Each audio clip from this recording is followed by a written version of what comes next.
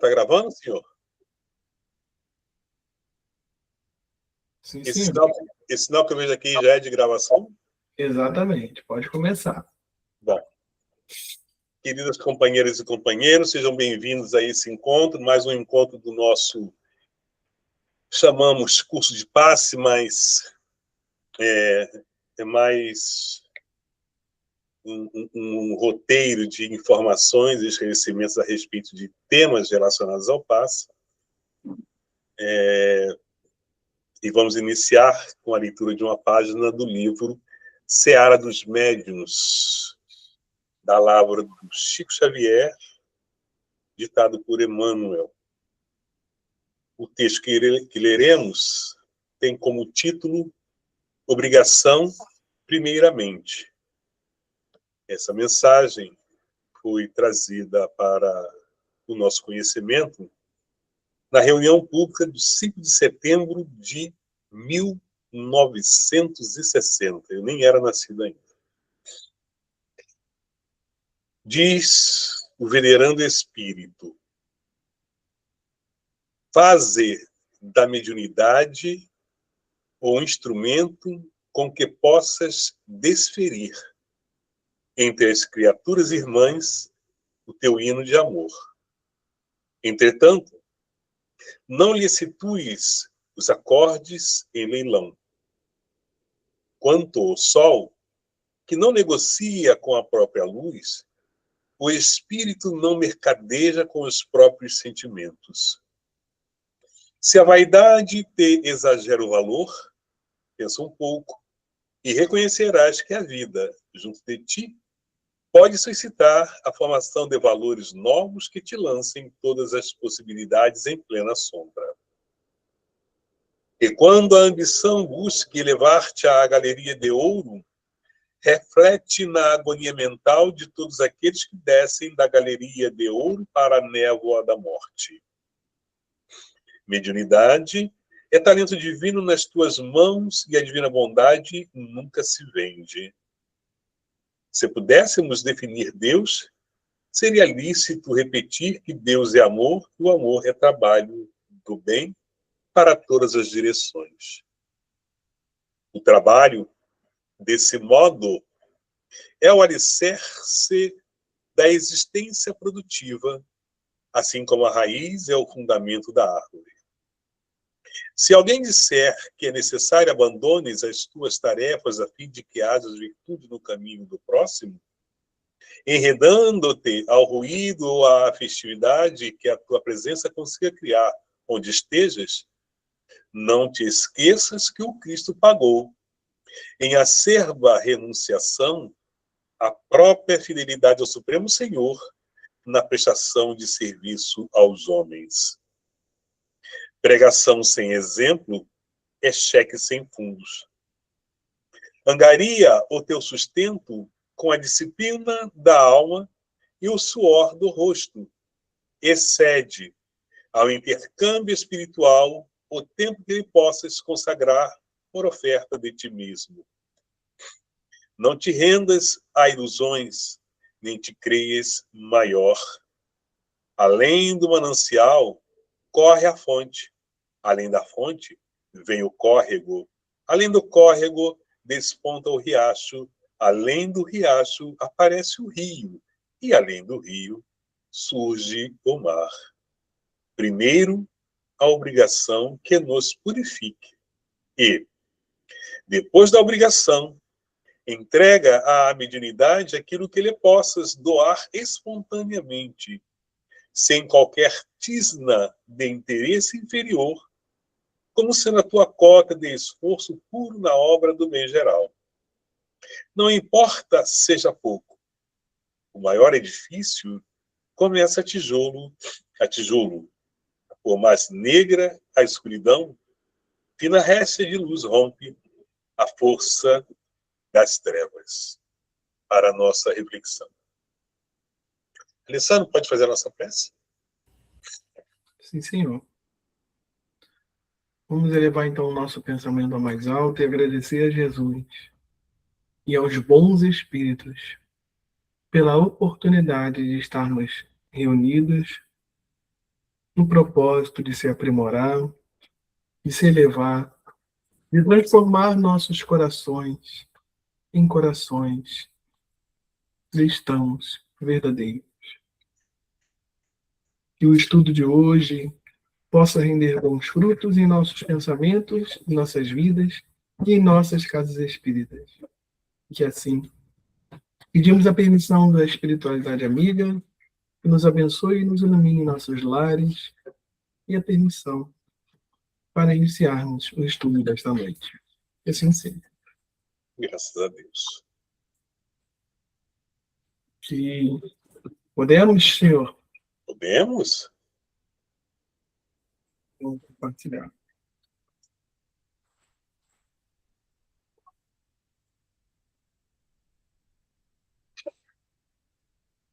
Isso aí.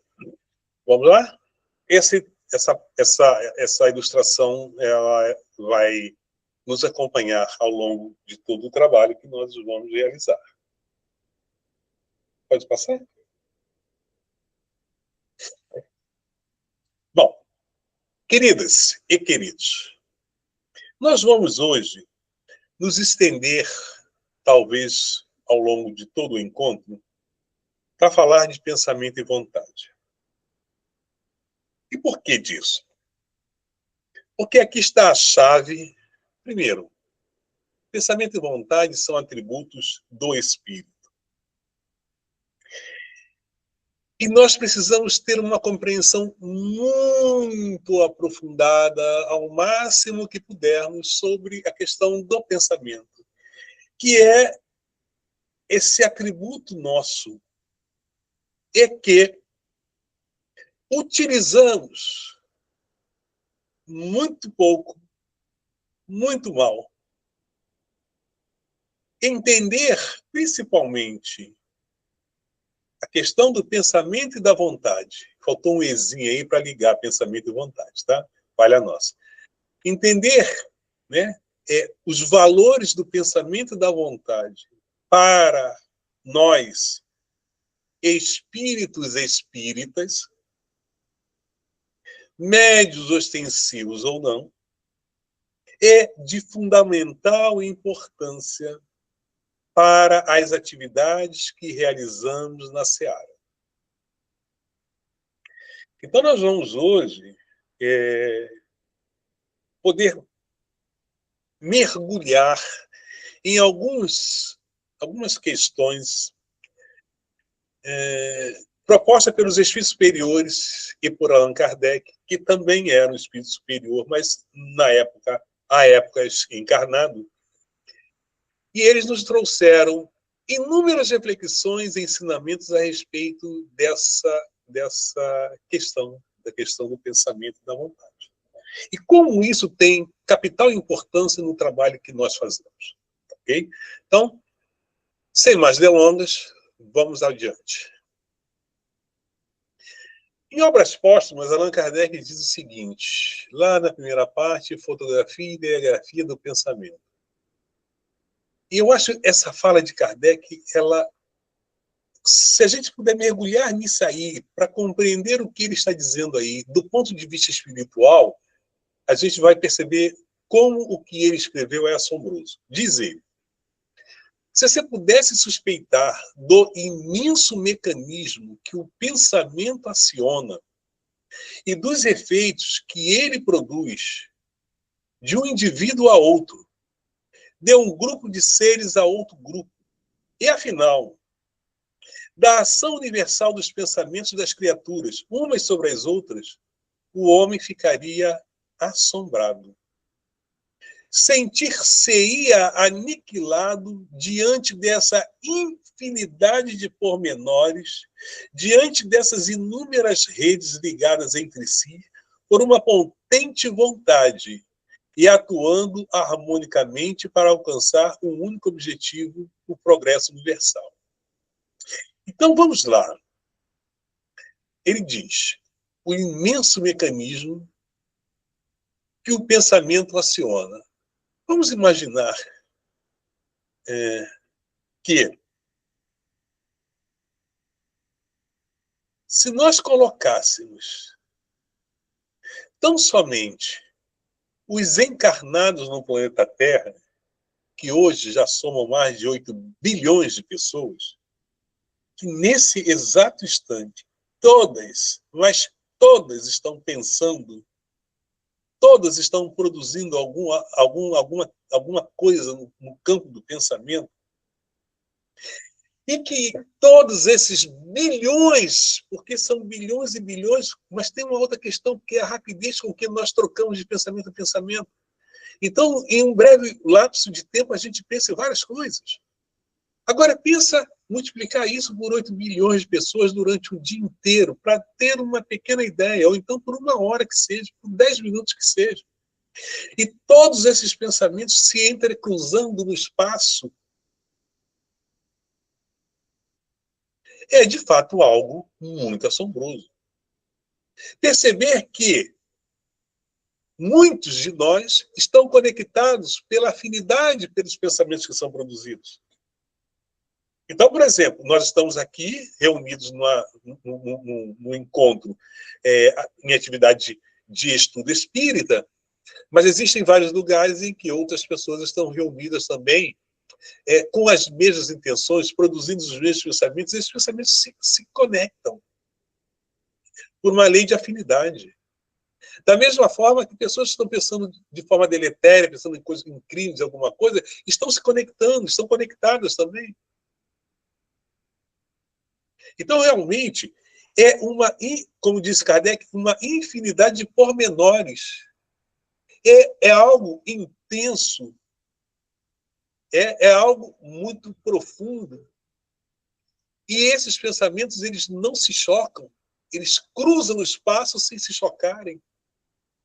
É fantástico isso. Né? Isso é para a gente ter uma ideia desse poder que nós temos, o poder de pensar. E entender que nós precisamos aprender a usar esse potencial da melhor forma possível. Porque esse é um grande mecanismo que todos nós temos para a produção. Todos nós podemos produzir muita coisa através desse pensar. Tá certo? Então, refletindo mais detidamente, meditando sobre essa fala de Kardec, com calma depois, tentando penetrar no mundo espiritual e tentar perceber o que ele está querendo dizer aqui, a gente vai ficar assim muito assombrado, muito assustado, né? Diante de algo tão gigantesco que é isso. E olha que eu falei de 8 bilhões de seres encarnados. Eu não falei nos desencarnados. Eu não falei nos outros planetas, todas as galáxias, porque todos estão interconectados, porque o que liga tudo isso é o fluido cósmico universal. E quanto mais a gente consegue projetar isso para o macro, mais nós percebemos o quanto somos micro, o quanto somos pequenos diante da grandeza do que Deus fez. Né? Então imagina bilhões e bilhões de galáxias, com bilhões e bilhões de sóis, com bilhões e bilhões de planetas. Eu estou falando de bilhões para ser modestos, nós somos trilhão, é a casa do trilhão, do quatrilhão, do quintilhão, com espíritos em todos esses planetas, todos pensando, todos produzindo. Olha o gigantismo dessa coisa. E olha para a gente perceber o quão longe essa doutrina espírita vai. Né? Porque ela nos permite fazer uma abordagem tão profunda e tão ampla, algo que era para nós impossível fora dessa doutrina, porque as religiões, de certa forma, elas nos limitam. Mas a doutrina, ela nos liberta. Né? A doutrina cumpre fielmente aquilo que Jesus disse, com conhecereis a verdade, e a verdade vos libertará. Né? Avançando, querido. Vamos falar agora no Livro dos Espíritos, na questão 257, Kardec trata dessa questão aí. Sensações e percepções dos espíritos. E nós precisamos entender um pouco isso para a nossa atividade de passe. precisamos entender o que é sensação e o que é percepção. Tá? O entendimento entendendo a diferença de uma coisa para outra, nós vamos poder depois fazer um enfoque dentro da cabine de passe e nos situar de forma mais assertiva dentro da cabine de passe em função dessa proposição de Kardec. Vamos avançar. Vamos lá. O que é sensação? Sensação é a capacidade de detectar estímulos dos sentidos. Visão, audição, olfato, tato e paladar. Então, o que é sensação? Quando nós... todos estão olhando para uma tela, nesse momento, né? Todos nós estamos reunidos, ou do celular, ou de um computador, e estão vendo a mesma coisa que eu estou vendo. Quem é que está sendo estimulado? A visão. O órgão do sentido que está sendo estimulado é a visão. Nós estamos olhando, estamos vendo, né? Porque é esse o sentido mais apropriado para esse trabalho que nós estamos fazendo. Nós poderíamos estar fazendo alguma coisa que envolvesse, por exemplo, o olfato. Aqui, na verdade, nós temos visão e audição, mas poderíamos estar fazendo uma coisa que envolvesse paladar ou o tato. Então, tudo que fere os cinco sentidos que nós temos, né? Visão, audição, olfato, paladar, gera a sensação. Porque nós somos sensibilizados por esses sentidos. E aí, por exemplo, nesse instante em que nós olhamos a tela do celular ou do computador, o estímulo que nós estamos tendo visual, ele é captado. O que está sendo captado vai ao nosso cérebro, né, para que a gente possa codificar isso ato contínuo vai ao perispírito, ato contínuo chega a nós espíritos, e nós, então, por termos já um conhecimento, nós estamos entendendo o que está acontecendo, porque temos um prévio conhecimento do que seja tudo isso que nós estamos falando. E o que é percepção?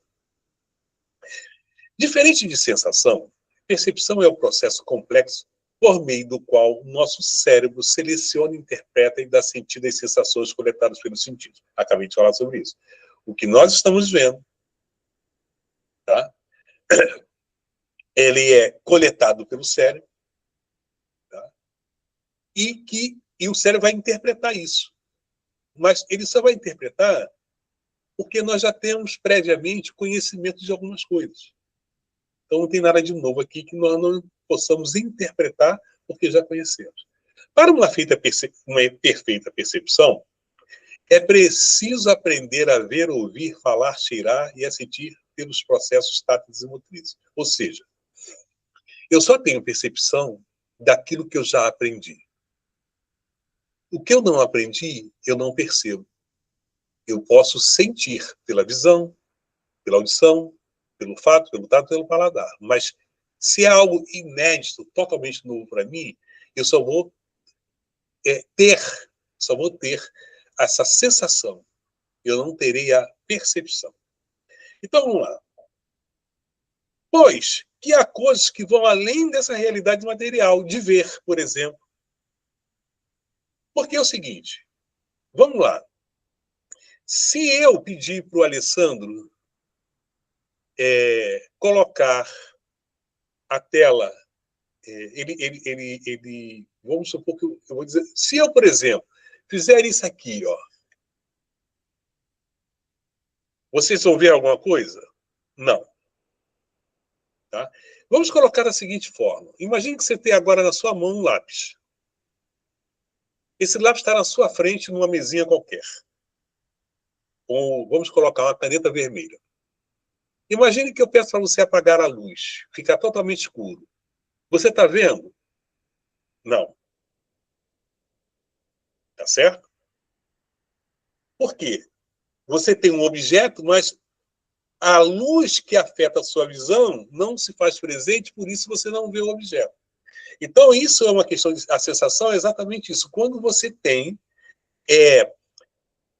para você ter a sensação, você precisa ter os elementos necessários para essa sensação.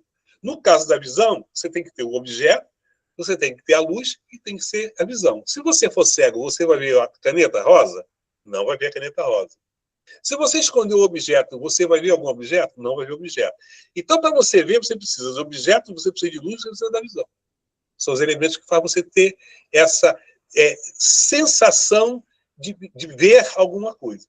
Para todos os outros sentidos, são necessários elementos que possam fazer com que você tenha o sentido aguçado. Você possa ter o sentido atuando. Então, quando eu falar assim, audição, se tiver em silêncio, você não capta a audição. Né? Se eu estou falando, você está captando. Se eu ficar em silêncio, você não vai captar. É só para a gente entender que a sensação precisa de elementos que você tem que ter para te sensibilizar.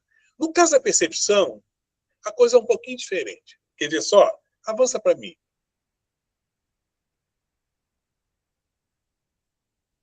Então, aqui nós temos o quê? O que tem à sua esquerda? Uma bicicleta em que você percebe que tem duas cores mais proeminentes. O rosa e o preto. À sua direita você tem um vaso, que você tem o vaso de uma cor mais clara e a planta que é verde. Observa que, né, nesses dois casos, ou em qualquer outro caso de visão, você tem que ter o objeto, você tem que ter a luz, você tem os olhos ativos. O cego não vê. Se você estiver no escuro, você não vê. Se você esconder o objeto, você não vê. Então tem que ter esses três elementos. Se você for falar de paladar, você vai perceber que você precisa também dos elementos para você ser sensibilizado no paladar. Ou seja, as papilas gustativas, você tem que ter para poder sentir o gosto. Né? Dependendo do que gosto que fosse, doce, salgado, se arde ou não arde, amargo ou não amargo, dependendo da posição da língua, você vai sentir esses paladares. Se formos falar de perfume, de odores, a mesma coisa. Você precisa ter sensibilizado o seu olfato. Né? Então, isso tudo está no campo da sensação. Agora, vamos analisar a percepção. Passa, Alessandro. Olha só, o que nós vemos aí? Eu poderia perguntar a vocês, certamente você responderia. Uma árvore com um monte de gente do lado e uma radiografia do pulmão. Isso vocês viram, tá certo? Agora, observe o seguinte. Se eu disser que nessa chapa de pulmão existe um problema, uma doença está ali estampada. Alguém aqui percebe essa doença? Não. Mas o médico, ao olhar a chapa, ele vai perceber? Vai. Por que ele vai perceber? Porque ele aprendeu a ver. Ele vê o que nós não vemos. Ele percebe o que nós não percebemos. A gente só vê a chapa. O doutor, ao olhar a chapa, ele vai identificar o problema. Isso é percepção. Quer dizer, não é só você ver, é você ter conhecimento daquilo que você está vendo. Agora, em relação à árvore, imaginemos que é o seguinte, várias pessoas em volta, ao redor dessa árvore.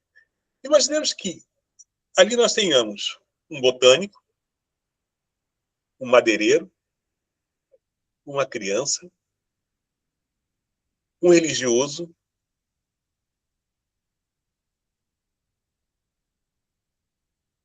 mas quem? Um filósofo. Se nós pedirmos para essas pessoas, o botânico, o madeireiro, o agricultor, o filósofo, o religioso e uma criança, pedir para eles olharem a árvore e dizer o que estão vendo, eles vão dizer a mesma coisa? Não. O botânico vai ver a árvore sob a sua ótica, pelos conhecimentos que ele tem de botânica. O madeireiro vai ver a árvore pelos conhecimentos que tem de cortar madeira e fazer móveis. Né? O agricultor vai ver a árvore pelo que ela dá de frutos e ele entende tudo isso. O religioso vai ver a árvore, diferente do também. E a criança é a que vai menos apresentar algum conhecimento porque ela ainda não aprendeu a ver a árvore sob nenhum desses prismas ou nenhum outro prisma. E aí a pergunta que eu faço é o seguinte, quando nós estamos na cabine de passe, diante de uma pessoa, dando passe, qual é a percepção que nós temos? Será que nós só temos só uma visão de alguém sentado na nossa frente? Ou a gente consegue penetrar nesse evento e perceber alguma coisa a mais? Vocês podem se manifestar se quiserem falar. O Alessandro vai registrar aí a fala de vocês, tá? Entendeu? Então, assim, eu estou diante de uma pessoa na cabine de passe com as mãos postas para dar um passo nessa pessoa. O que eu estou vendo? O que eu estou percebendo? Eu tenho alguma percepção ou apenas estou sendo sensibilizado pelos meus olhos porque eu estou diante de uma pessoa dando um passo? Essa é uma pergunta que nós, individualmente, podemos nos responder. Né? Nós podemos avaliar o quanto nós penetramos na ação do passe. O quanto nós, ali, naquele instante, estamos percebendo alguma coisa ou não percebendo nada. E é possível que muitas pessoas deem um passe sem perceber absolutamente nada.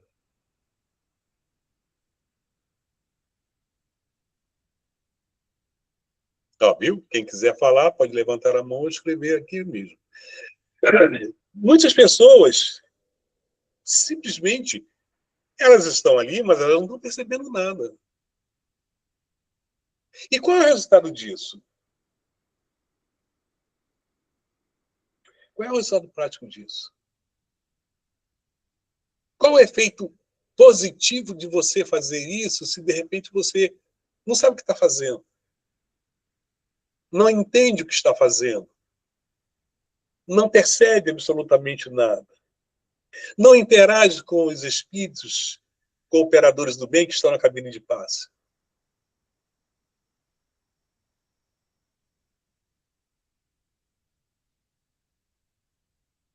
O que se torna o passe nesse caso? Tá? Então, assim, isso são reflexões que a gente precisa fazer. O que nós estamos aqui fazendo é conduzir vocês a um processo de análise do que é o trabalho que nós fazemos, cada um individualmente. É analisar como é o meu trabalho quando eu estou em atividade no passe. Ok? Vamos avançar? Lá no Livro dos Espíritos, Kardec pergunta: os espíritos gastam algum tempo para percorrer o espaço?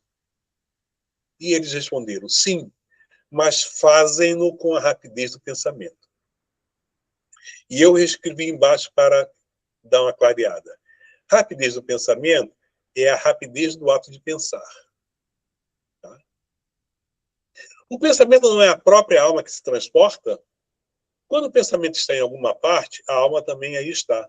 Pois que é a alma que pensa. O pensamento é um atributo. A gente vai perceber uma coisa interessante. A gente acha que a gente pensa alguma coisa e esse pensamento, do jeito que a gente pensa, ele viaja, né? O pensamento, alguma coisa assim, né? Alguma coisa, eu pensei numa flor, aí vai uma flor, né? Para algum lugar. Eu vou mandar uma flor em pensamento para minha mãe. Aí eu penso de mandar uma flor em pensamento, aí vai uma flor. Será que é assim? Porque o que a doutrina nos ensina é que o pensamento, o som vibra ao ar. Então, por exemplo, eu estou falando, vocês estão ouvindo. Mas o que está acontecendo? Ao falar, as minhas cordas vocais vibram o ar. Tá? E isso, de alguma forma, chega até vocês. Vocês estão me ouvindo.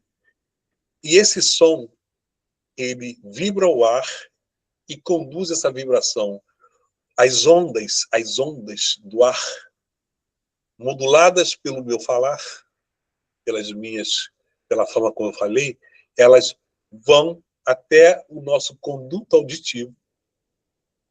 E aí há a decodificação dessas ondas em algo que vocês entendem do que eu estou falando, porque nós já aprendemos a falar e a ouvir.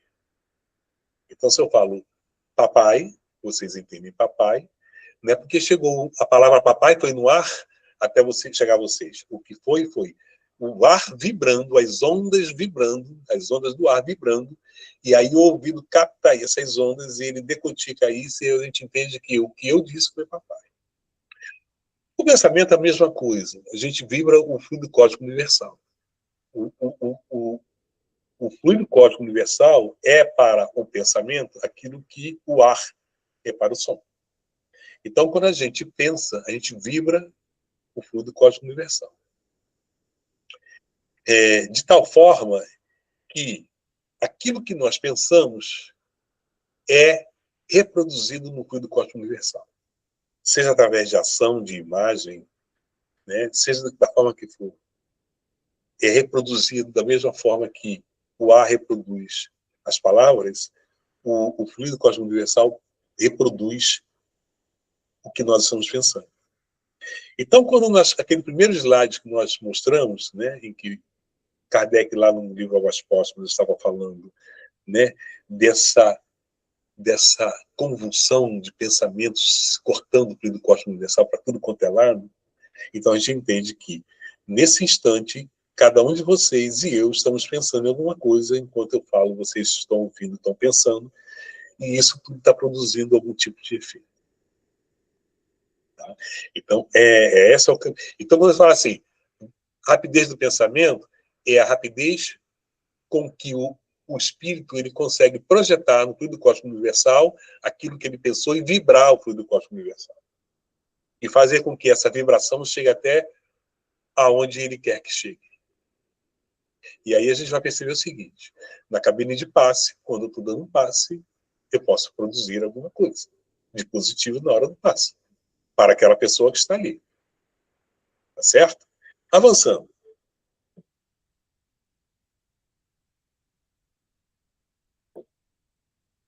As diferentes atmosferas individuais, isso é Kardec no livro Águas Póstumas. As diferentes atmosferas individuais se entrecruzam e misturam, sem jamais se confundirem.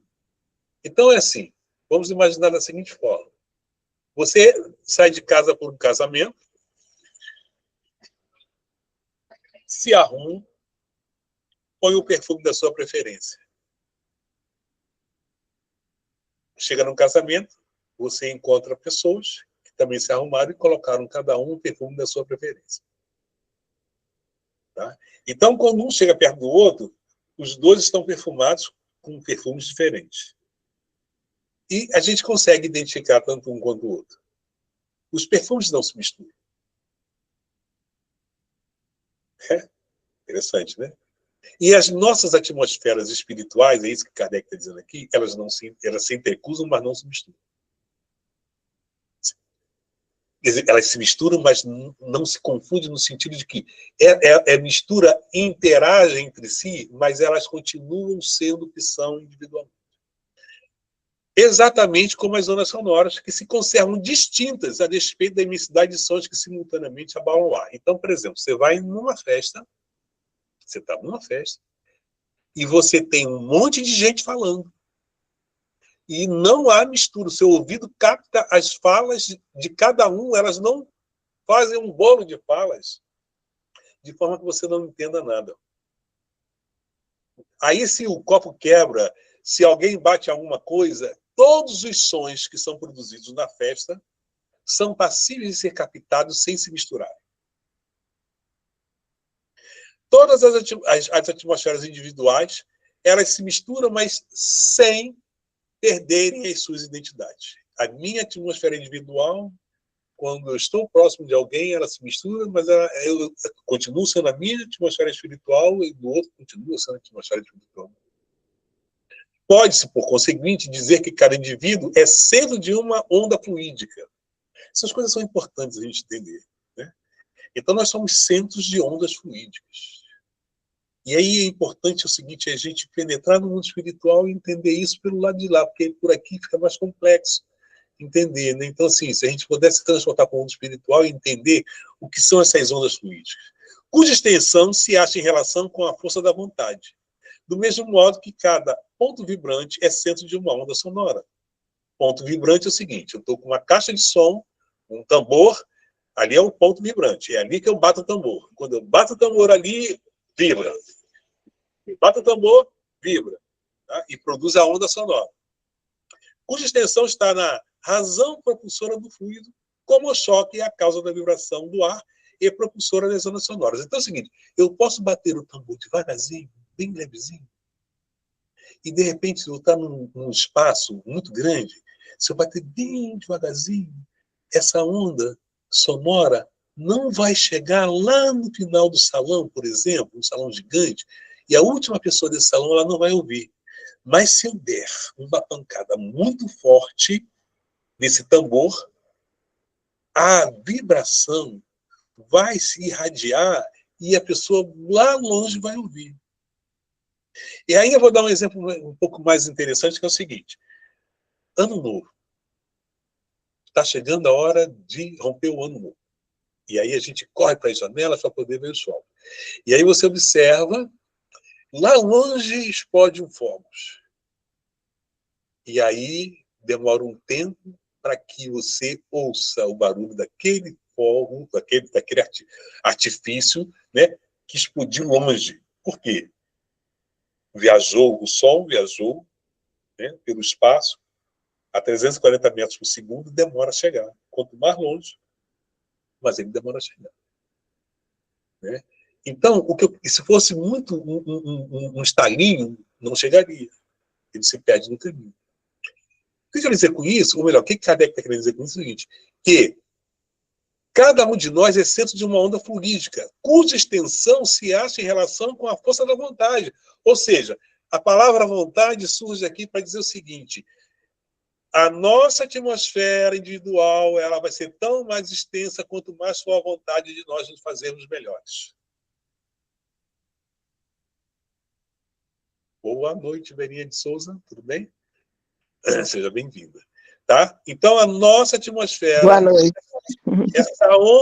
Essa onda vai ser tão mais extensa quanto mais for essa vontade nossa de fazer com que ela se estenda. Ok? Vamos lá? Cada um de nós tem, pois, o seu fluido próprio, que é o que o envolve e acompanha em todos os movimentos, como a atmosfera acompanha cada planeta. É muito variável a extensão da irradiação dessas atmosferas individuais. Ou seja, cada um de nós tem uma irradiação diferenciada em relação a um ao outro. Quer dizer que o espírito, quanto mais evoluído, mais a extensão da sua irradiação é maior. Quanto mais a gente cresce moralmente, mais a gente expande essa irradiação. E aí a gente entende porque Jesus se faz presente em todos os cantos da Terra, sem que ele necessariamente precise estar em cada lugar. Só a sua irradiação, que é tão gigantesca. Né? Então nós podemos senti-lo onde quer que ele esteja, nós podemos senti-lo pela irradiação da sua atmosfera individual. Né? E aí a gente percebe o seguinte, né?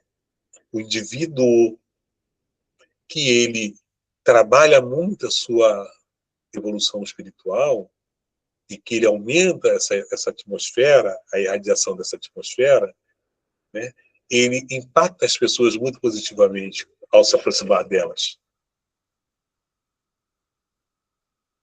Isso é bom a gente entender.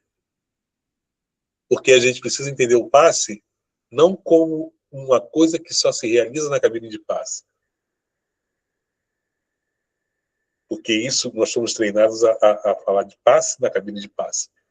Mas o espírito evoluído, ele não precisa de uma cabine de passe para ele poder atender quantos ele queira atender, o que possa ser atendido, o que precisa ser atendido por ele. E esse entendimento é importante a gente ter. Então é o seguinte, eu preciso pensar antes de mais nada, se eu quero servir, eu preciso pensar em me melhorar. Se eu não me melhoro, eu não posso servir tanto. Eu posso servir? Posso. Mas quanto mais eu me melhorar intimamente, moralmente, espiritualmente, mais eu vou servir. Quanto mais eu fizer a minha reforma íntima, e eu não sei se eu já falei da reforma íntima, muitos pensam que a reforma íntima é passar a amar, é amar mais, não, mas ninguém ama mais. Se não fizer a reforma íntima é feita no pensamento. É reformar a maneira de pensar. É no pensamento que se faz a reforma íntima. É no modo de pensar. É aprender a pensar positivamente 24 horas por dia. É aprender a trabalhar. Meu pai trabalha sem cessar, por isso eu também trabalho. Jesus trabalhava sem cessar, porque Jesus não só trabalhava fisicamente em atendendo né, os enfermos, os doentes e tudo mais, mas Jesus trabalhava muito produzindo no campo mental. Então a gente precisa aprender a trabalhar mentalmente, precisa aprender a ter foco, aprender a fazer com que cada pensamento seja útil. E é aí que está a reforma íntima. Porque todas as nossas ações dependem do nosso pensar. Então, se nós pensamos positivamente, agimos positivamente, falamos positivamente, sentimos positivamente, como nos diz Joana de Ângeles. Então, a reforma íntima é a reforma do pensamento. É a maneira de pensar. É como eu penso a vida. É como eu penso os valores da vida. É como eu vivo cada dia da minha vida, o que estou pensando em cada instante. Eu preciso ter atenção a isso. Nós precisamos ter atenção a isso. Porque isso faz toda a diferença. Porque isso muda o panorama, a matriz perispirítica. A matriz perispirítica, quanto melhor você pensa, mais ela irradia luminosamente. Se eu não penso negativamente, penso positivamente, e isso reflete automaticamente no perispírito, porque é assim que a doutrina nos ensina. Então, a reforma íntima se faz no pensamento. Mudemos o nosso pensar e nós vamos ter um ganho significativo de fluidos, né, melhorados em nossa natureza íntima. Vamos lá? Quem quiser falar, por favor. A mais, agora no livro A Gênese. Criando imagens fluídicas, o pensamento se reflete no nível autório e perispirítico. Acabei de falar sobre isso. Como no espelho. Toma nele cor e aí, de certo modo, se fotografa. Tem um homem, por exemplo, a ideia de matar a outro, embora o corpo material, o nosso corpo físico, ele conserve impassível, o perispírito, seu corpo fluídico, é posto em ação pelo pensamento e reproduz todos os matizes deste último. Ou seja, os matizes é a coloração. Né? Executa politicamente o gesto, o ato que intentou praticar. O pensamento cria a imagem da vítima e a cena inteira é pintada como num quadro tal qual se lhe desenrola no espírito. Por isso os espíritos não falam. Né? O diálogo dos espíritos é pensamento a pensamento. É porque reflete. Quando você pensa, tudo que nós pensamos reflete. Tudo, tudo, tudo, tudo. Nós, encarnados, não vemos o pensamento do outro, porque não temos essa condição. Mas os espíritos veem os nossos pensamentos. Eles veem o que estamos pensando. Né? E eu escrevi aqui embaixo, gente, escotografia, fotografia do pensamento. Pode ser que alguém não conheça, pode ser que alguém conheça, que seja isso.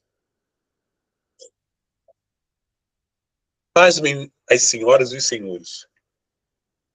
Escotografia é uma técnica, não é qualquer pessoa que é capaz de fazer isso. Algumas poucas pessoas são capazes de pensar em algo e projetar o que está pensando numa placa de filme fotográfico e, quando revelado, o que ela estava pensando é como se fosse fotografado. Ou seja, é um pensamento tão potente que se ela pensar numa rosa, ela consegue projetar na placa de filme, né? E quando esse filme é revelado, ali vai ter uma rosa. Isso é para a gente entender a força do pensamento, do nosso pensamento. Evidentemente, como eu estou falando, a escotografia não é qualquer pessoa que é capaz de fazer isso. Procure na internet e vocês vão ler sobre essa questão. Ela não é qualquer pessoa que pode. Mas o que eu quero mostrar para a gente é o poder do nosso pensar.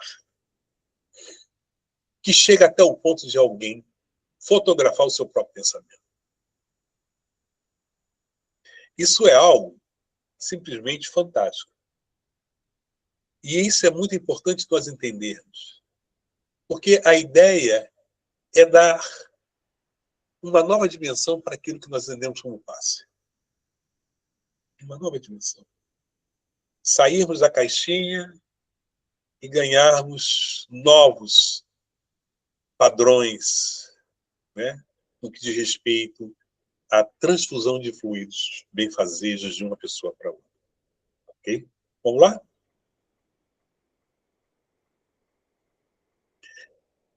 Na Revista Espírita, lá em janeiro de 64, Kardec fala dos médiuns curadores. Eu tirei 2 pedacinhos para a gente tratar aqui.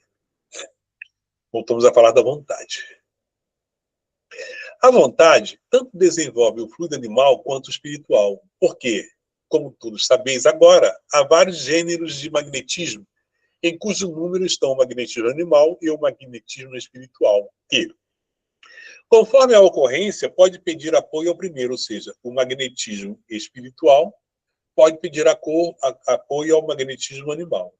Um outro gênero de magnetismo, muito mais poderoso ainda, é a prece, que uma alma pura e desinteressada dirige a Deus. Então, olha só, a prece é um passe. Né? Mas aí a gente tem que repensar também a questão da prece. Porque, assim, às vezes, a doutrina nos ensina o quê? Que a prece, a verdadeira prece, é aquela que ela é tirada do fundo do nosso ser, é aquela prece sentida. Kardec fala que ela precisa ser simples, concisa e inteligível. Mas ela tem que ser sentida, ela tem que ser um diálogo com Deus. E para que isso possa ocorrer, é importante que a gente verdadeiramente faça essa conexão. Mas às vezes a gente percebe que a gente faz uma prece um pouco mecânica. Alguém faz a prece? Eu faço. Aí começa a falar. Sem haver aquele preparo íntimo, sem haver, sabe, sem a pessoa entrar em si mesmo primeiro, calma, né, buscar o recôndito do seu ser, para poder fazer essa conexão com a espiritualidade, com os amigos espirituais, para haver essa troca de fluidos. E aí, a partir daí, a pessoa começa a trazer lá de dentro do seu íntimo, né, aquele apelo, aquele pedido. Às vezes a gente faz isso de forma tão mecânica. Né? Quase, às vezes, as palavras são palavras já pensadas, são coisas que já, mais ou menos, são, né, são estruturas já guardadas em nossa mente. Então a gente precisa refletir muito sobre como fazemos prece. Precisamos repensar o nosso ato de fazer prece. Sabe? Essa coisa assim, de repente, de qualquer jeito vai... Não é isso. A prece é um momento muito especial. É tão especial que nós, um dia, haveremos de estar tão conectados com o mundo espiritual que isso seria como uma prece 24 horas por dia. Sabe? Então, o que nós precisamos... vou rezar o Pai Nosso. Pai Nosso que está sem sentir, sem conexão. Jesus ensinou o Pai Nosso. Mas antes de a gente rezar aquele Pai Nosso, né, que a gente reza, como rezávamos na igreja, porque certamente todos, se não todos, parte dos que estão presentes aqui já foram católicos, já estiveram na igreja. Né? E a gente na igreja, a gente sabia como a gente rezava o Pai Nosso. Pai Nosso, né? Era aquela coisa mecânica, aquela coisa, né, ritualística. Só que o Pai Nosso, ele é uma prece de muita profundidade, de muita entrega, de muito sentir. A gente observa uma coisa interessante, né? Nas casas espíritas, quando a gente fala assim, fulano faz uma prece, ou eu vou fazer a prece, a gente faz uma prece e todo mundo se mantém em silêncio. E aí a pessoa faz a prece e a gente acompanha a prece. Mas se a pessoa optar por fazer o Pai Nosso, todo mundo acompanha o Pai Nosso em voz alta. O que será? Hábito da igreja. Né? Muitos de nós ainda não se desconectou dos hábitos da igreja, no tempo que éramos católicos. É por isso que as pessoas rezam o Pai Nosso na casa espírita em voz alta. Todos juntos. Quando, na verdade, seria o mesmo que fazer quando a pessoa faz um volta-prece do fundo do seu coração. Né? Só acompanhar. Com o pensamento, fortalecendo. A ação do grupo numa prece é gerar, potencializar a prece que o companheiro, a companheira faz para que ela alcance seus objetivos. Né? O grupo acompanha, mentalizando a prece, focando nela para poder gerar potenciais. Mas quando a gente faz o Pai Nosso na casa espírita, todo mundo reza junto, isso já não acontece, porque se torna aquela coisa mecânica que a gente fazia na Igreja Católica. Né? Então, é importante isso, que a prece também é um ato de magnetismo, é um passe. Tá? E aí Paulo vai dizer, a doçura constante do Cristo, sua submissão à vontade de seu Pai, sua perfeita abnegação, são os mais belos modelos de vontade que se pode propor como exemplo. É claro que nós estamos ainda distantes do Cristo. Muito distantes, nossa. Mas ele é guia e modelo. E como tal, nós devemos buscar, né? Seguir os seus exemplos. Porque é o único roteiro seguro para a perfeição. É seguir o guia e modelo da humanidade. É o único roteiro seguro para a perfeição. Se queremos caminhar mais seriamente para a perfeição, nós temos o guia e modelo chamado Jesus. E toda a sua vida de exemplos é importante para a gente. Pai, faça a sua vontade, não a minha. É uma entrega, né? É perfeita abnegação. É abrir mão de si e permitir que Deus tome o comando e que seja a vontade de Deus a prevalecer e não a nossa. Ainda hoje, nós fazemos a nossa vontade prevalecer e não a de Deus. Mas então, quando a gente fala em servir ao próximo, atendendo a uma orientação de Jesus, amar a Deus sobre todas as coisas, até o próximo a ti mesmo.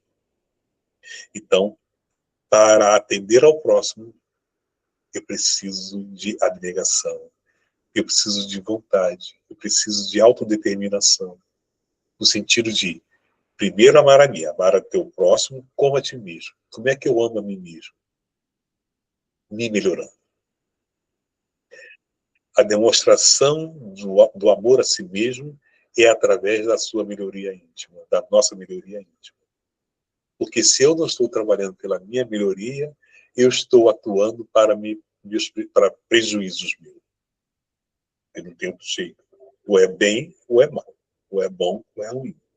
Então, se eu não estou trabalhando pelo meu bem, eu estou trabalhando pelo meu mal. E se eu trabalho pelo meu mal, certamente eu não me coloco à disposição do meu próximo, porque eu não teria os recursos necessários. É evidentemente que isso é uma fala tão um pouco, vamos dizer assim, estou sendo um pouco radical, vamos colocar assim, mas é só para a gente ter os parâmetros. Claro que cada um de nós está num patamar evolutivo e, em função desse patamar evolutivo, nós ainda temos muitas necessidades, muitas dificuldades, precisamos vencê-las paulatinamente, porém, isso não acontece da noite para o dia. Né? Mas é importante que a vontade se faça presente para que a gente continue perseverando no bem. Vamos lá? Eu fico preocupado, Alessandro, porque as pessoas não se manifestam. Eu acho que está todo mundo dormindo. Não é, cara? Eu também fico pensando em alguma coisa assim. Estou dormindo nada, hein? Estou prestando atenção. Será que está todo mundo acordado, rapaz? Eu fico bem preocupado. E aí, rapaz, eu nunca tinha parado para pensar nessa questão do Pai Nosso que a gente repete igual na igreja, cara. Tão automático, né? É, mas é automático. Gente. É automático. Mas isso é só uma das, Minha coisas. conexão caiu, eu estou de carona aqui. A minha conexão caiu, eu estou de carona aqui com a Patrícia. Isso é só uma das coisas que a gente faz automaticamente por conta da nossa história como católicos. Essas são uma das coisas. Entendeu? Tem outras coisinhas, mas não cabe hoje. Vamos lá. E aí, voltando na Revista Espírita, diz Kardec, mas para orar, e sobretudo para orar com fervor, é preciso ter fé. Ah, quão pouca fé vós tendes. Para que a prece seja escutada, é preciso que seja feita com humildade, editada por um real sentimento de benevolência e de caridade. Ora, não há verdadeira caridade sem devotamento, nem devotamento sem desinteresse. Sem estas condições, o magnetizador, privado da assistência dos bons espíritos, fica reduzido às suas próprias forças, por vezes insuficiente, ao passo que, com o concurso deles, elas podem ser centuplicadas em poder e eficácia. Então, olha só que coisa de conexão, né? Às vezes a gente está na cabine de passe e esquece que tem um espírito amigo, colaborador, que está ali nos ajudando do lado do invisível. A gente não fez uma conexão, a gente não dialogou com ele, a gente não...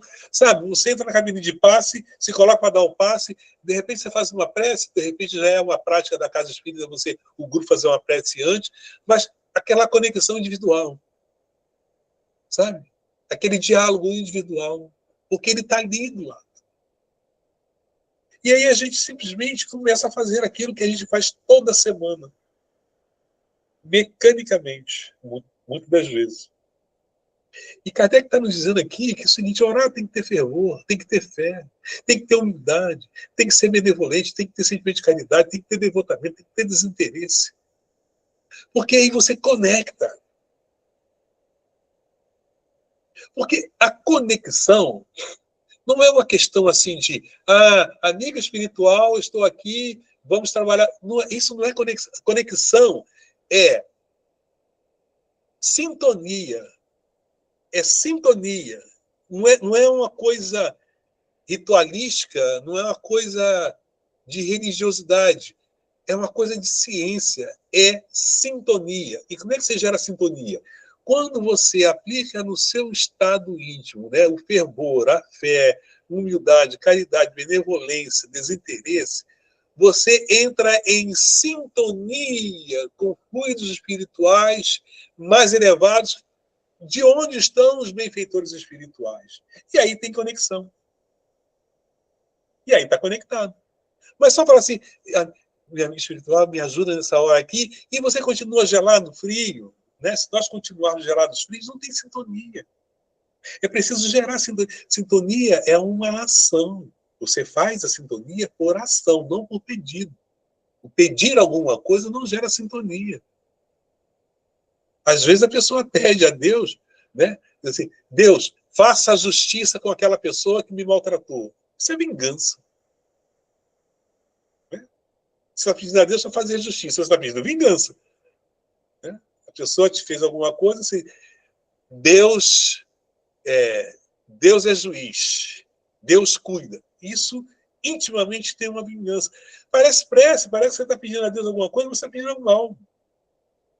Então, assim, sintonizar-se com a equipe espiritual na cabine de passe exige um comportamento e não pedido.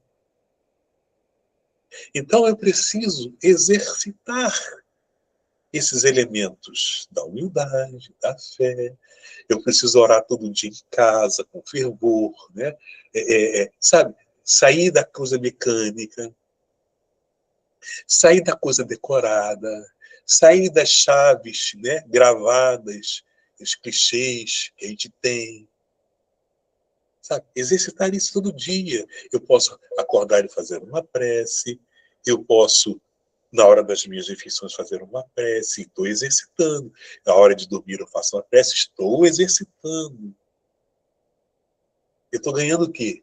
Eu estou ganhando essa condição de conexão com o mundo espiritual. Eu estava falando de pensamento. O pensamento modificado melhora as nossas estruturas. Então, quando eu mudo a maneira de pensar a vida e eu trabalho isso nesse campo da fé, da oração, né, dessas virtudes, quando eu trabalho isso, mudei a forma de pensar e trabalho isso, é ganho, gente. É muito ganho. Sabe? É você fazer verdadeiramente essa auto-reforma, essa transformação íntima. Mas é preciso entender que prece é algo especial e não algo maquinal. Tá? Você faz como se estivesse decorando um texto. Então, prece é algo muito especial. O momento de fazer uma prece é um momento primeiramente, de recolhimento. Você tem que se recolher intimamente. Antes de começar a falar, você precisa se recolher. Precisa estar por dentro de você, sentir aquele momento, sentir a conexão com o alto, e aí você libera o falar. É diferente de você. Eu faço a prece agora. E já começa a falar. Bom, vamos passar, Alessandro? Alessandro, eu vou pedir para você arrumar um sininho. De vez em quando você tocar o sininho assim, para despertar a galera. Botar um despertador? Não, um sininho, botar um sininho. Continua, Kardec. Entretanto, não há licor, por mais puro que seja, que não se altere ao passar por um vaso impuro. Assim acontece com o fluido dos espíritos superiores ao passar pelos encarnados. Daí, para os médios, nos quais se revela essa preciosa faculdade, e que querem ver a crescer e não se perder, a necessidade de trabalhar por seu melhoramento moral. Olha só, eu costumo dar o seguinte exemplo. Você pega uma esponja de pia, de cozinha, limpa na embalagem. Você abre a embalagem, tira uma esponja, abre a torneira, bota ela debaixo, a água vai entrar na esponja, você vai espremer e vai sair o quê? Água limpa. Você pega essa esponja agora, começa a usar ela, depois de uma semana você faz a mesma coisa. Pega essa esponja que já está engordurada, toda suja, joga, mesmo que você passe um sabãozinho lá, joga ela debaixo da torneira, a água que sai suja. A esponja somos nós. Que esponja é você? A novinha, que a água entra limpa e sai limpa, ou a suja, que a água entra limpa e sai suja? São só exemplos disso, só para a gente materializar essa coisa, né? Que a Allan Kardec está falando aqui. Porque o fluido dos espíritos superiores, eles tendem a serem contaminados pelos nossos vícios, os nossos maus hábitos, o nosso modo de pensar equivocado, o nosso modo de sentir equivocado. Por que a gente fala assim? E hoje é dia da reunião mediúnica, então tem que passar o dia, hoje eu vou passar um dia, né, não vou me aborrecer, hoje eu vou passar um dia, não vou comer carne, hoje eu não vou fazer isso, não vou fazer aquilo, vou ficar, porque hoje é dia da reunião mediúnica. Qual é a ideia? É, sim, higienizar espiritualmente falando para o trabalho. Então eu sei que, né, como eu não faço isso todo dia, nos demais dias da semana, eu não faço essa mesma higiene espiritual. Hoje eu vou dar passe, então não vou comer carne. Mas amanhã eu como carne. Então eu entendo que comer carne no dia do passe é ruim. Mas nos outros dias não é ruim. Você percebe como é que a gente tem 2 pesos e 2 medidas? Por que no dia do passe é ruim? Por que no dia da reunião mediúnica é ruim, nos outros dias não? Se é ruim, é ruim. Então, assim, é importante a gente ter esses entendimentos. É importante a gente não ter que sofrer no dia do passe, no dia da reunião mediúnica, de fazer coisas que a gente habitualmente não faz. É melhor todo dia fazer um pouquinho para ir se acostumando a fazer. É melhor fazer essa higiene espiritual todo santo dia, devagar, para ir se acostumando a fazer. Uma hora vai ser automático. Você vai estar higienizado todos os dias da semana. Sabe? Então, é importante entender. Porque é o seguinte, né? Vamos lá. A gente só vai servir na cabine de passe. Esse é aquele modelo que nos ensinaram. Servir um passe, você pode eventualmente dar um passe na casa do enfermo, mas e se alguém distribui na rua, você não pode dar um passe? Deve? Não deve? Deve. Servir não existe barreiras para servir. É servir em qualquer lugar. O que uma mãe faz quando o seu bebê está com está chorando de dor. Ela não aconchega ele, ou então não massageia ele. O que você faz quando está com dor de dente ou dor de barriga? Não coloca sua mão na boca, não coloca sua mão na barriga? Não é um ato automático? Né? É automático. Ai, que dor! E você já coloca a mão. O que é isso? Né? Pensa. Então, assim, a gente precisa estar preparado. Todo dia, toda hora. Porque os espíritos vão utilizar. Quando o discípulo está pronto, o mestre aparece e vai fazer ele trabalhar. Não tenha dúvida disso. Vamos lá? Já do livro dos médicos. Desculpa, gente. No livro dos médios, no capítulo 8, do Laboratório do Mundo Invisível, ação magnética curadora, está lá. No item 131. Essa teoria nos fornece a solução de um fato bem conhecido em magnetismo, mas inexplicado até hoje. O da mudança das propriedades da água por obra da vontade. Lembra que o título de hoje é Pensamento e Vontade. O espírito atuante é o magnetizador, quase sempre assistido por um espírito. Tá? O espírito atuante é o médium, ou o encarnado. Quase sempre assistido por outro espírito. Passa, por favor. Ele opera uma transmutação por meio do fluido magnético, que, como atrás dissemos, é a substância que mais se aproxima da matéria cósmica, o elemento universal. Ora, desde que ele pode operar uma modificação nas propriedades da água, pode também produzir um fenômeno análogo com os fluidos do organismo, onde o efeito curativo da ação magnética é convenientemente dirigida. Então, gente, olha só, isso aqui é coisa de laboratório, tá? Isso foi feito em laboratório. Se pegou um magnetizador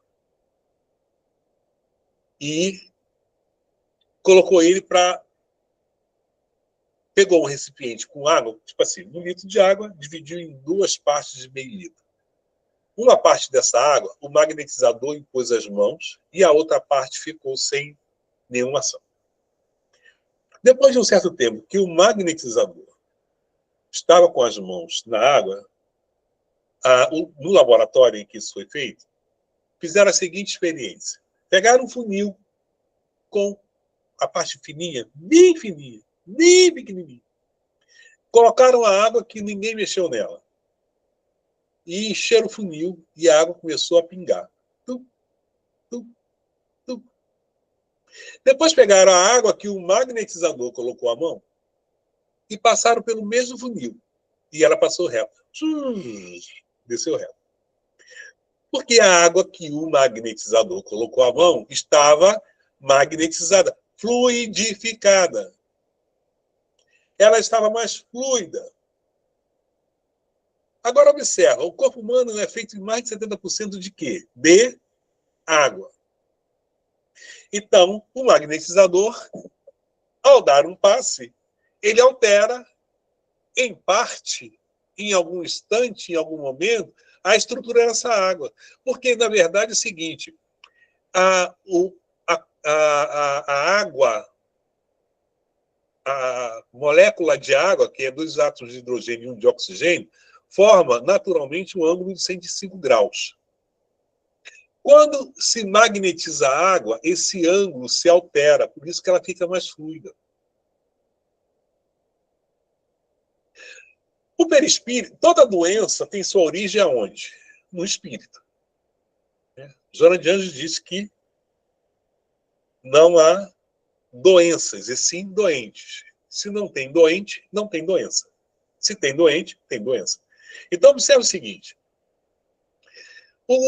Se eu sou um espírito, sou doente, e trago essa doença de outras vidas, ou arrumei essa doença nessa vida, em algum momento, o perispírito vai... O perispírito está registrado no perispírito. E isso, de certa forma, vai desaguar onde? No corpo físico. Então, a água fluidificada ou o passe magnético tem o efeito de, quando isso pode acontecer, E lá no ponto em que tem uma obstrução, tem um desarranjo, e atuar ali, dependendo do caso, isso vamos ver na frente, quando a gente for falar de doenças, de enfermidades de cura, dependendo do caso, e vai atuar ali para reorganizar aquilo que está desorganizado. Quando o indivíduo bebe água fluidificada, certamente ela vai carrear para os órgãos excretores as substâncias ruins que estavam lhe atrapalhando, gerando algum tipo de mal-estar, por isso ele foi no passe, e aí ele vai excretar isso, normalmente pelo sistema urinário.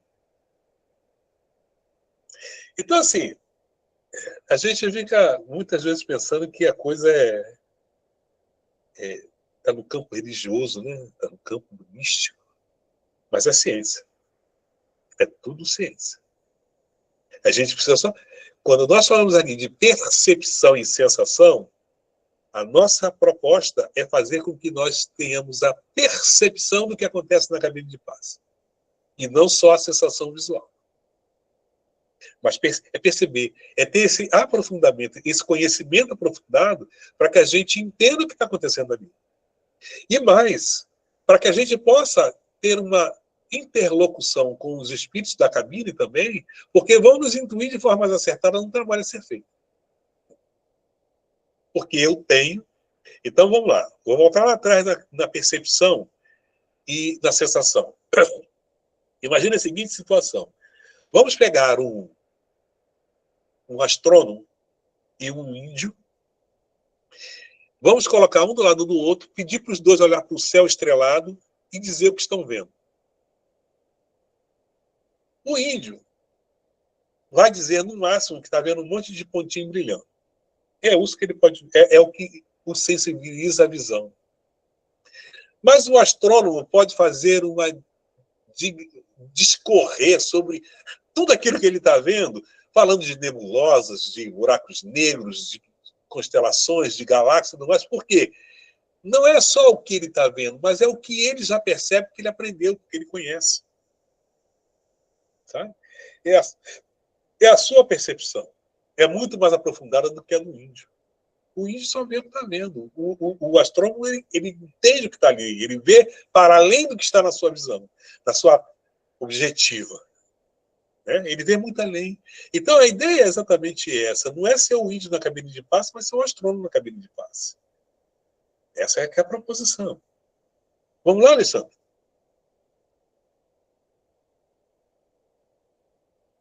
Sabe-se que papel capital desempenha a vontade em todos os fenômenos do magnetismo. Porém, como se há de explicar a ação material de tão sutil agente?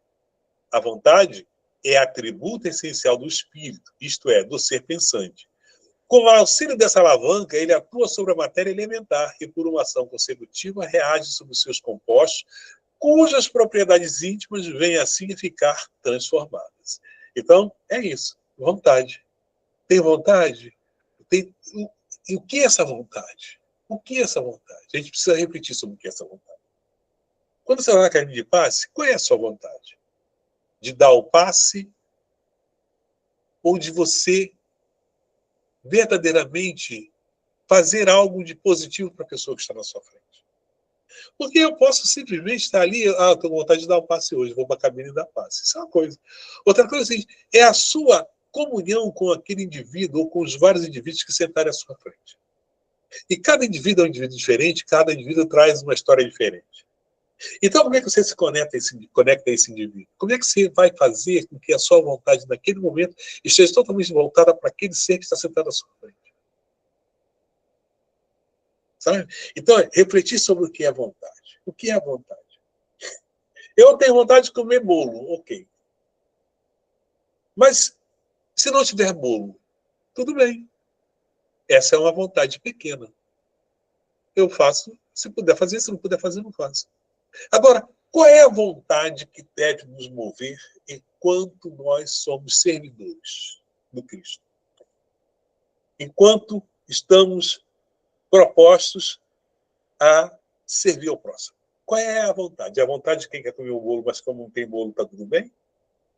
Ou é uma vontade férrea? Então a gente precisa também refletir sobre vontade. Que vontade é essa que eu tenho? Por que eu estou fazendo isso? O que me move para fazer isso? Qual é a minha relação com Jesus? Porque é disso que nós estamos falando. Qual é a minha relação com Jesus? Qual o meu comprometimento com Cristo? Isso faz a diferença. Isso faz a diferença. Porque se eu não estiver comprometido com Jesus, até que ponto... A gente lembra dos cristãos primitivos, né, que iam para a fogueira cantando, estavam altamente comprometidos com o Cristo. Eles iam para a fogueira cantando e se imolavam na fogueira em nome do Cristo. É para isso que estamos aqui hoje? Não. Até porque não tem mais a fogueira da Inquisição. Mas isso não nos impede de ter essa vontade férrea de estar com Cristo, para o Cristo, por Cristo em tudo. Não nos impede. Mas é preciso construir essa vontade. É preciso construir essa relação com Jesus. E ela precisa ser feita todos os dias. Todos os dias a gente precisa construir um pouquinho dessa relação. Né? Como disse Paulo, né? Já não sou eu quem vivo, mas o Cristo que vive em mim. Paulo disse isso. Já não sou eu quem vivo, mas é o Cristo que vive em mim. Essa fala de Paulo, ela tem um peso, um significado tão profundo. Já não sou eu que vivo, mas é o Cristo que vive em mim. A gente precisa refletir sobre isso. Né? Até onde a gente vai? Ou até onde estamos? Em que ponto estamos? Ou até onde somos capazes de ir? Em nome de Jesus. Isso faz a diferença. Porque todos os dias fazemos mais do mesmo. Todas as reuniões da Casa Espírita, a gente fazemos mais do mesmo. Pensa se não é isso. Sabe? Mas essa relação com Jesus é uma relação que muda tudo. Que faz a diferença. Mas é preciso meditar muito sobre isso. Tá certo? Vamos lá, Alessandro. Gente, já é 22, já está acabando. Tanto quanto do espírito errante, a vontade é igualmente atributo do espírito encarnado. Daí o poder do magnetizador. Poder que se sabe estar na razão direta da força da vontade. Olha só, gente. Meu Deus do céu. Poder do espírito encarnado atuar sobre a matéria elementar pode, do mesmo modo, mudar as propriedades dentro de certos limites. Assim se explica a faculdade da cura pelo contato e pela imposição das mãos, faculdade que algumas pessoas possuem em grau mais ou menos elevado. Então, essa é a questão. Né? A vontade é um atributo do espírito, esteja ele encarnado ou desencarnado. Enquanto magnetizador, enquanto médio passista, nós temos a vontade, o poder de realizar as coisas, mas esse poder está na razão direta dessa força de vontade que nós temos. Daí, a gente refletir muito sobre isso. E nada melhor, como eu acabei de dizer, de colocar Jesus nessa conversa. Trazer Jesus para o diálogo. Porque ele dá a força da vontade.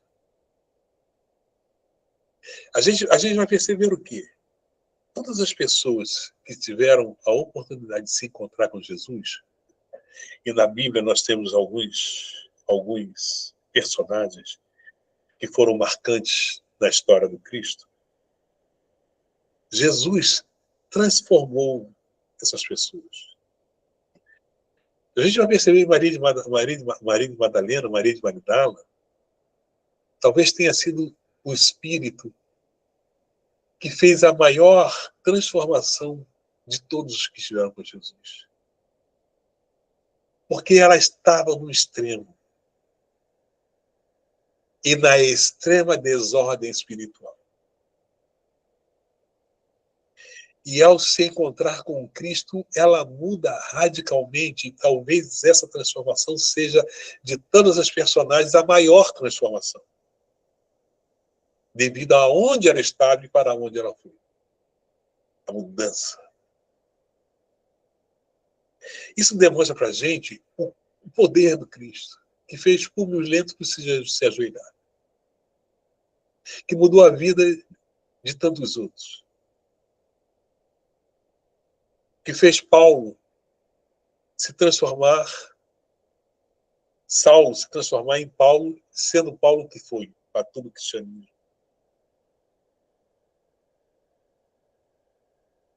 Zaqueu. Esse encontro com o Cristo, nós precisamos fazer.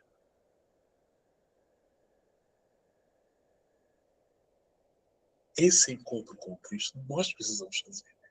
Nós precisamos encontrar o Cristo. E como nós temos que encerrar, e a gente continua daqui desse ponto na próxima semana, eu vou contar uma história que está no livro Contos e Apólogos, do irmão X com Chico. A Divina Visão é o título dessa história. Assim Chico conta. Ou irmão X conta e Chico psicografa. Que havia uma mulher que ansiava um encontro com Jesus. E todos os dias da sua vida, ela cuidava dos afazeres da sua casa e logo após dirigia-se à janela e da sacada ficava olhando para o horizonte, aguardando a vinda do Senhor. Todo dia, ela fazia a mesma coisa. Senhor, quando virás ver-me? E todos os dias ela fazia os afazeres de casa, cuidava daquilo que tinha que cuidar, e depois ela ia para a janela e ficava aguardando a vinda do Senhor. Lá embaixo na rua as pessoas passavam para lá e para cá, cuidavam de suas vidas, mas ela não dava atenção para nada disso. Ela olhava no firmamento e ficava perguntando, Senhor, quando virás ver-me? Os anos passaram, os cabelos embranqueceram, e ela continuava esperando a vinda do Senhor, da mesma forma. Até que um determinado dia, após findar os seus afazeres e dirigir-se à janela, eis que ela percebe lá no firmamento, bem longe no horizonte, algo se movendo e vindo em sua direção. Ela firmou o olhar, atenta, olhando firmemente para aquela imagem. E aquela imagem vinha aumentando, se aproximando dela. Quando melhor pôde perceber, viu que era Jesus. Ela olhou com espanto e disse, finalmente, ele veio ver-me. Mas, ao aproximar-se, Jesus muda a direção e desce à rua e vai cuidar dos necessitados. Ela fica indignada. Mas como pode? Eu tantos anos esperando por ele e ele me ignora. Desceu à rua e foi até o Cristo interpelá-lo. Ao chegar próximo de Jesus, Jesus vira-se para ela e diz, minha filha, aguarde aqui. Breve chegará uma mulher com um filhinho no colo. Cuide bem deles, porque ele será um grande homem para a humanidade. E foi-se. Ela aguardou, a mulher apareceu, ela cuidou da mulher e do filhinho. E a partir de então, todos os dias, ela já não mais esperava por Jesus, mas descia à rua para cuidar dos necessitados. E todos os dias ela via a imagem do rosto de Jesus a sorrir para ela. Que Jesus possa sorrir para a gente também. Até semana que vem. Obrigada, meu irmão. Boa noite a todos. Boa semana. Boa semana. Boa noite, queridos. Vamos fazer Boa nosso noite. final, pessoal? Semana que vem nós estamos juntos de novo, hein? É. Vamos fazer a prece ou essa foi a prece, meu querido? Já foi, né? O pessoal já foi embora. Já foi, né? Tá bom, Então, tá bom. tranquilo. Então, gente, semana que vem, para os que estão ainda aqui na sala, semana que vem a gente continua desse ponto em diante. Vamos para o terceiro encontro, né, Alessandro? Isso, terceiro encontro. Vamos lá. Vamos ver se a gente acaba no quarto. Será? Um abraço, pessoal. Um grande abraço para todos. Até a próxima. Boa noite, até a próxima. Até a Boa próxima. noite, gente. Beijinho. Fiquem com Deus.